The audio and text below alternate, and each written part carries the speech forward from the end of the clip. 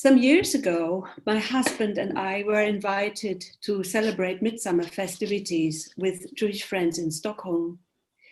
It was a casual, cheerful evening with plenty of laughter and singing. Every now and then, someone would break out an American or Swedish folk tune or drinking song, and whoever knew it would join in. Then somebody turned to us Germans and said, "Hey, why don't you guys sing something?" We looked at each other, tried to think of some German folk song to sing, but nothing came to mind. Silence began to spread in the room until from across the long table, the strains of an old familiar song sung in a Swedish accent rang out. Trink, trink, Brüderlein, trink, lass doch die Sorgen zu Haus. Drink, drink, brother of mine, leave all your sorrow back home. It was someone who had learned the song from his mother, who had fled the Nazis from her home in Germany over 80 years ago. It was a moment in which the abyss of the Third Reich opened up right in front of us, or should I better say, inside of us.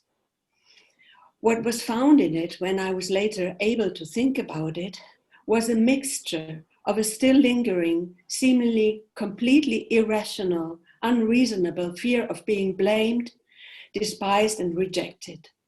A desperate shame, anger, and sadness about this inheritance that we cannot escape, and which in retrospect triggered shame again, a forbidden feeling of envy at our cheerful friends who were able to sing folk songs in such a relaxed way.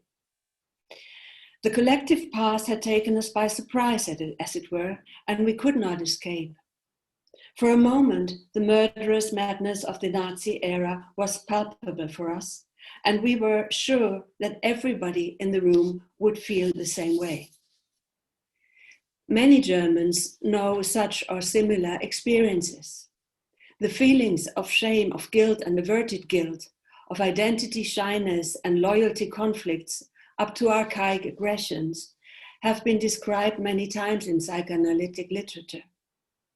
The most disturbing and longest lasting feeling seemed to be this guilt and shame-laden anxiety, which had briefly led to an inner numbness and then to a long-lasting insecurity.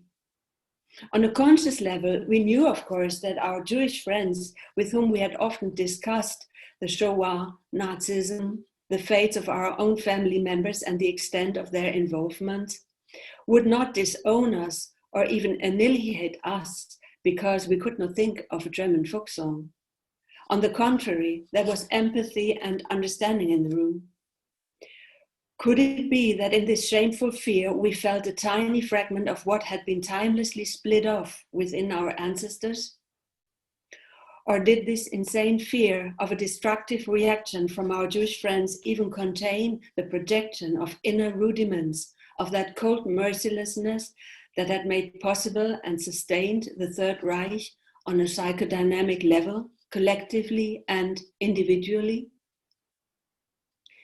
What we all felt at the moment was that the events of the Nazi era, when they become so tangible, bring out a separateness, a distance between our Jewish friends and us that none of us can tear down as much as we all would like to.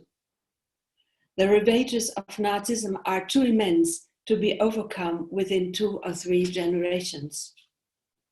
So the following will attempt to trace some traces of Nazism in being German today. In order to find these traces at all, I must first briefly go back to the prehistory of the Third Reich, and then I would like to report to you from in-depth interviews that I did with Germans and some of their children in 2011 and 2020.